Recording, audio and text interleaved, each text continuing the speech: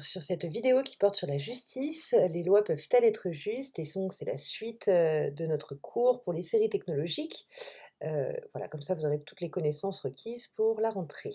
Alors, je vais me concentrer dans ce grand 2 sur les lois positives. Dans le grand 1, on avait travaillé sur les lois naturelles et je vous rappelle qu'on avait bien dit que les lois naturelles, elles sont universelles, elles sont valables en tout temps, en tout lieu, alors que la loi positive, c'est la loi qui est écrite, par une société donnée, à un moment donné et qui est donc particulière. Donc c'est bien ce repère-là qu'il faut utiliser, cette distinction entre l'universalité d'une loi naturelle parfaite, et qui permet, chez Aristote, et chez l'ensemble des philosophes, hein, voilà, de créer une justice réelle et efficiente et qui se distingue d'une justice particulière qui est celle des hommes, à un moment donné et qui, elle, est toujours perfectible, et souffre souvent d'ailleurs de certaines lacunes. Donc chez Aristote, on voit bien on a déjà vu, nous, ce découpage-là, entre justice, générale, c'est-à-dire, cette justice naturelle, universelle, parfaite, et maintenant on va se concentrer sur cette justice-là, c'est-à-dire la justice particulière, celle des hommes, dans la cité. Alors comme vous le voyez sur le schéma, cette justice particulière, elle se découpe en 2. D'une part, la justice corrective, elle vient, et ça je vais le reprendre dans quelques instants, corriger les relations entre les citoyens. Et la justice géométrique qui, elle, vise au bonheur et au bien du plus grand nombre. C'est-à-dire qu'on va regarder l'ensemble des citoyens qui composent la société, alors que dans la justice corrective, on va plus être dans le cadre de rapports spécifiques entre individus. Donc pour Aristote, pour qu'une cité soit juste, il faut qu'il y ait le cumul de ces 2 justices-là. La première, donc la justice corrective ou arithmétique, hein, vous choisissez le terme, qui vous convient le mieux, est celle qui va viser l'égalité. C'est-à-dire le fait que par exemple, on entre dans un contrat de vente, je vous vends, je sais pas, ma voiture, il va falloir que la somme que vous allez me donner, elle corresponde à, la valeur de ma voiture à l'instant T.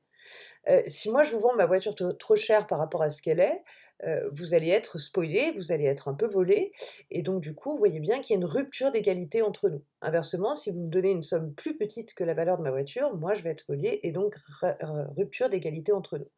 Donc c'est vraiment préserver l'égalité, on est ici dans le cadre de rapports entre individus.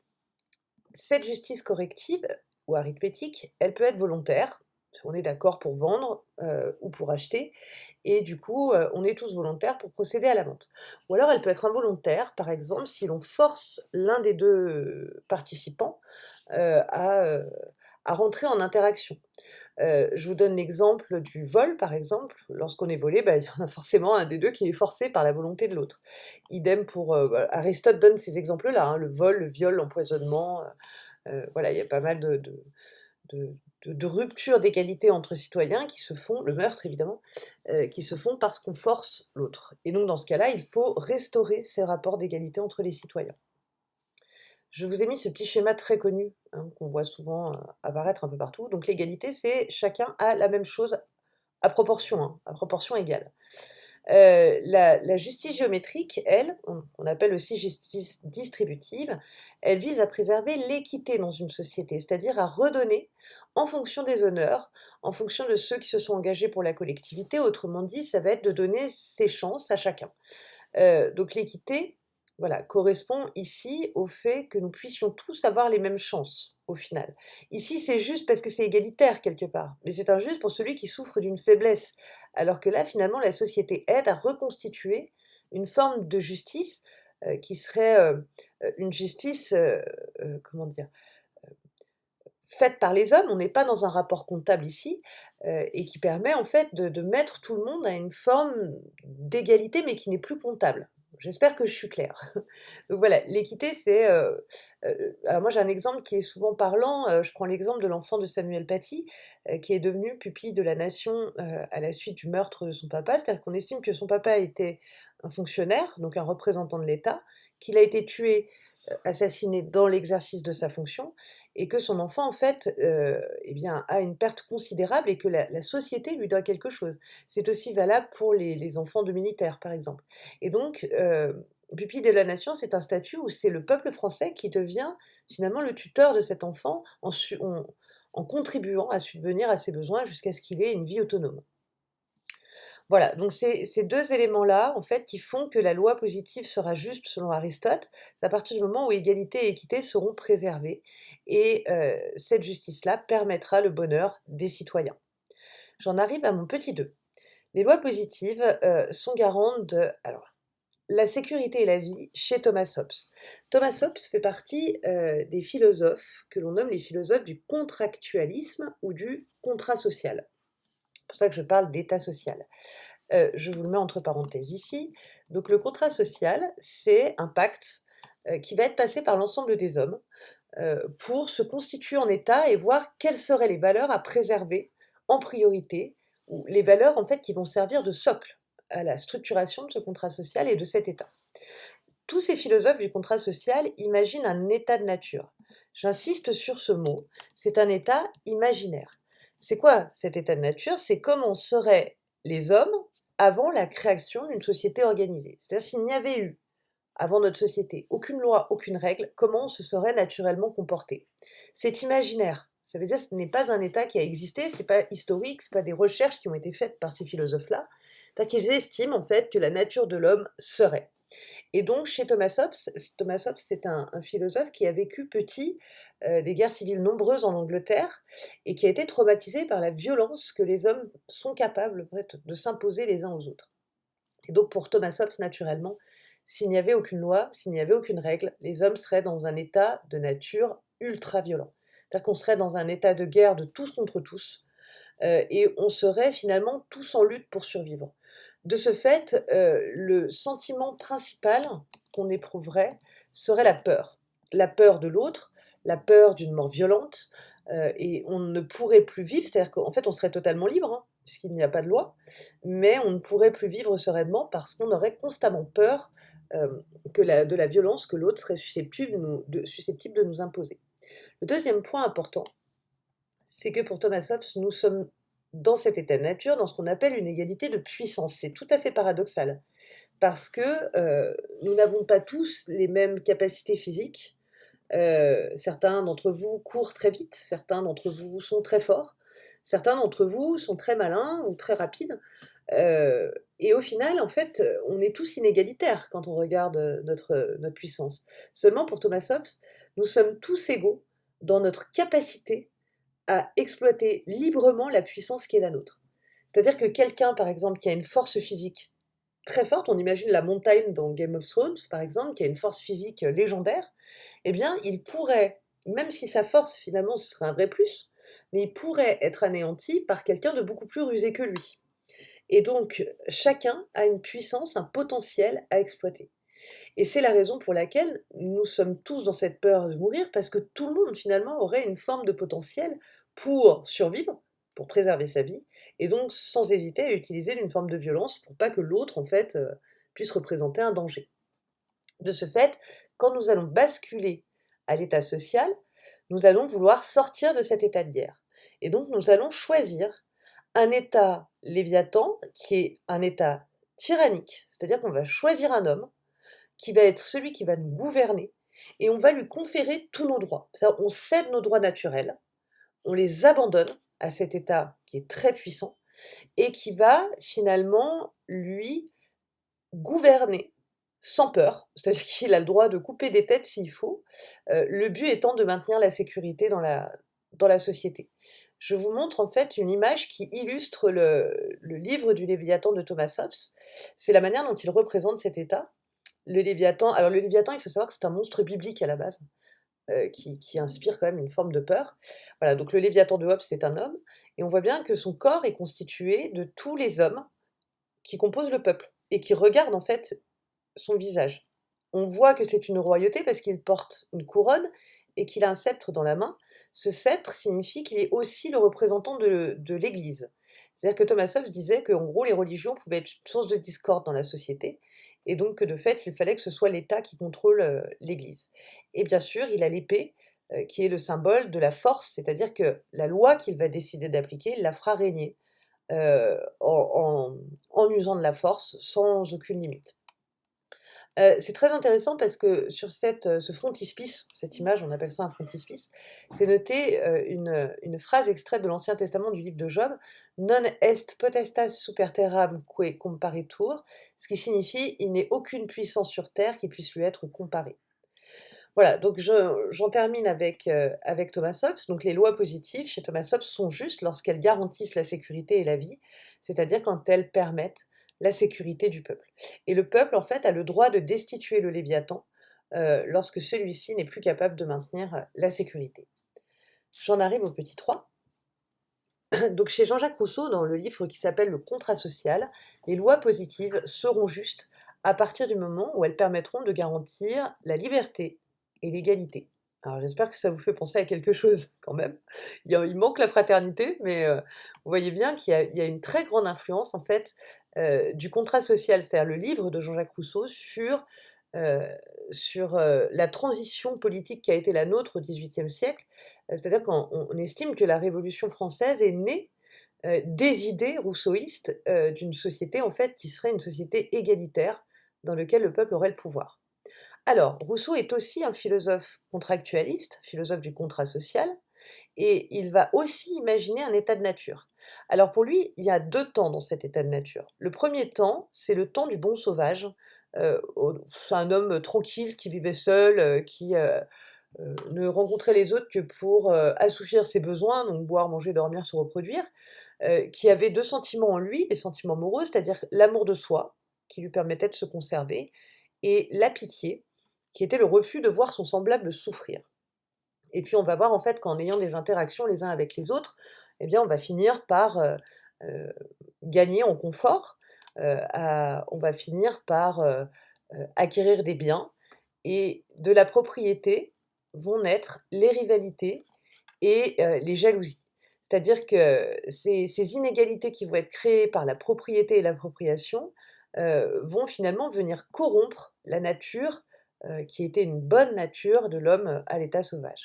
Et donc ces 2 sentiments qu'il avait, l'amour de soi devient l'amour-propre, c'est-à-dire penser à soi au mépris de l'autre, et la pitié devient la jalousie, c'est-à-dire le refus de voir l'autre avoir plus que moi. C'est-à-dire qu'en fait, l'homme devient profondément égoïste, ce qu'il n'est pas au départ par nature.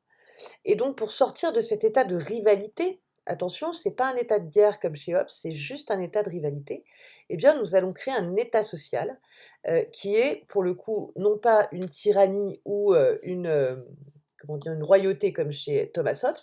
Malgré tout, c'est une république, mais là, on va être dans une république qui va prendre la forme d'une démocratie.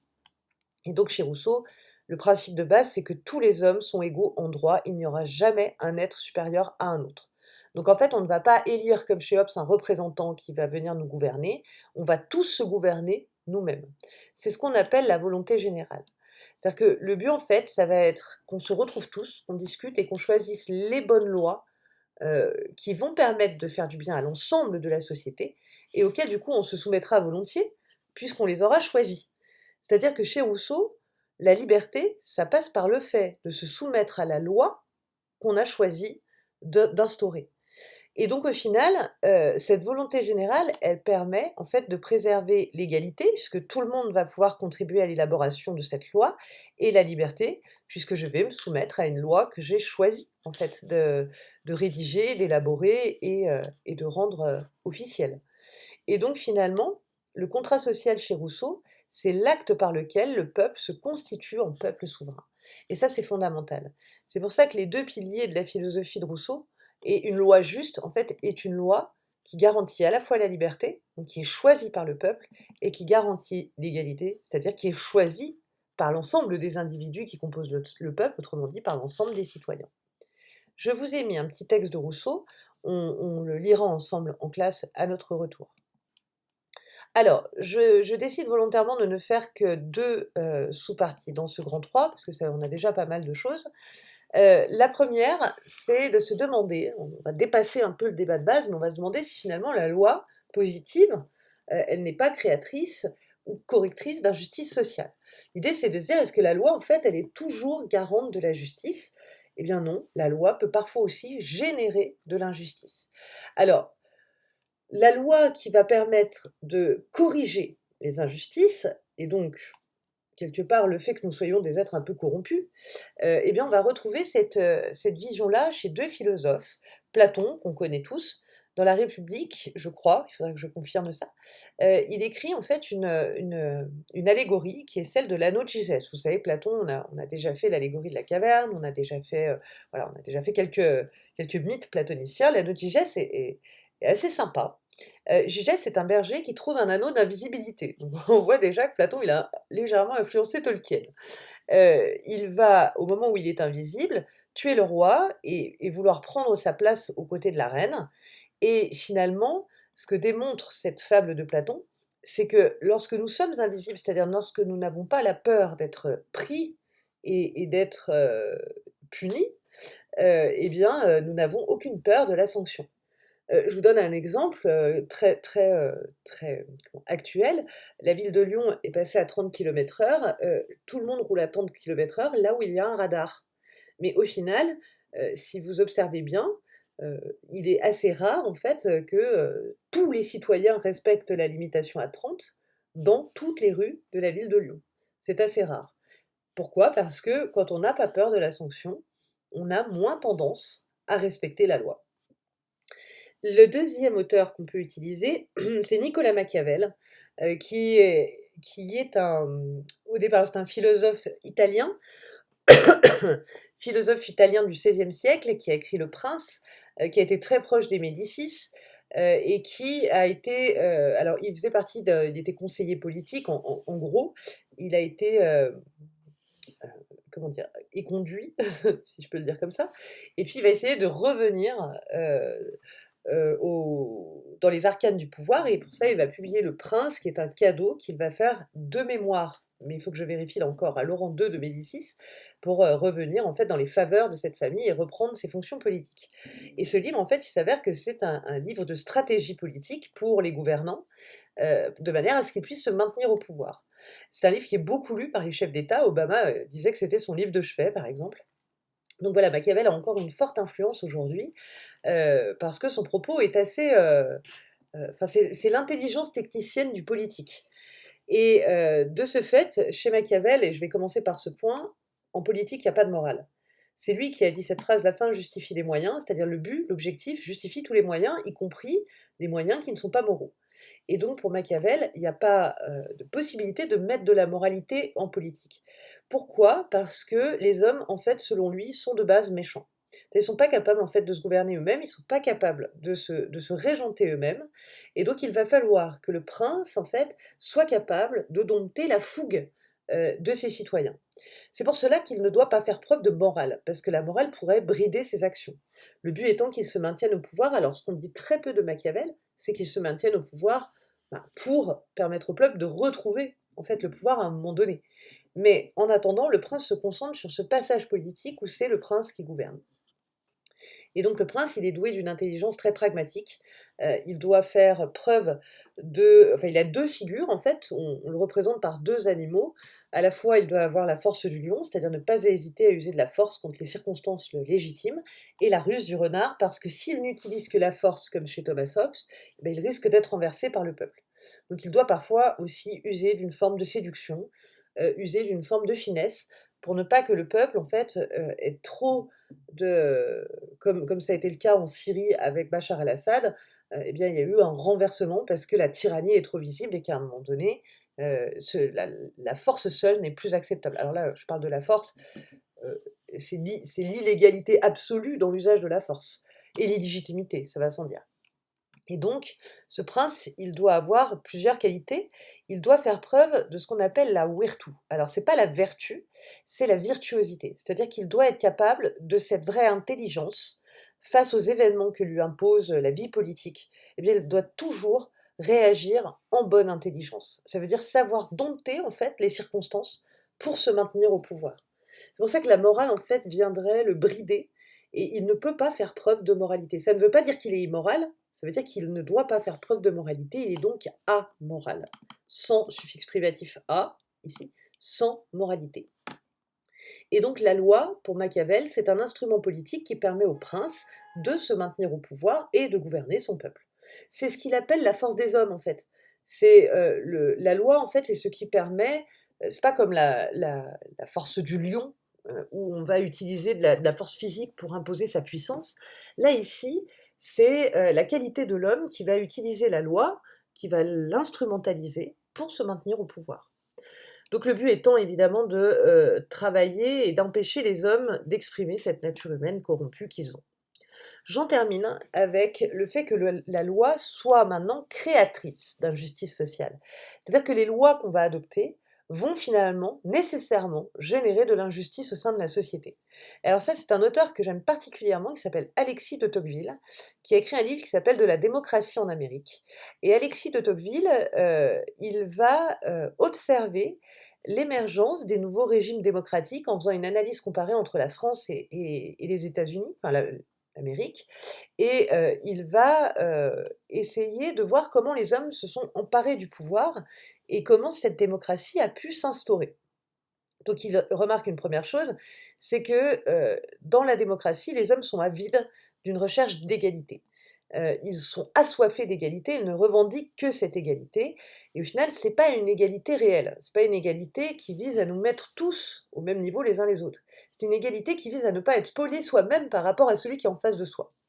Et donc finalement, paradoxalement, ces nouveaux régimes démocratiques, eh ben, vont générer, un système profondément injuste. Il va y avoir 3 caractéristiques de ces nouveaux régimes démocratiques. Le premier point, c'est ce qu'on appelle la tyrannie de la majorité. Alors ça, c'est quelque chose et c'est là où on voit l'aspect visionnaire des écrits de Tocqueville, c'est que la voix de la minorité, des petits partis, par exemple de ceux qui sont moins nombreux, hein, c'est purement comptable, elle est souvent tournée en ridicule. Si je prends Jean Lassalle, par exemple, on lui accorde pas la crédibilité qu'on accorderait à un futur chef d'État.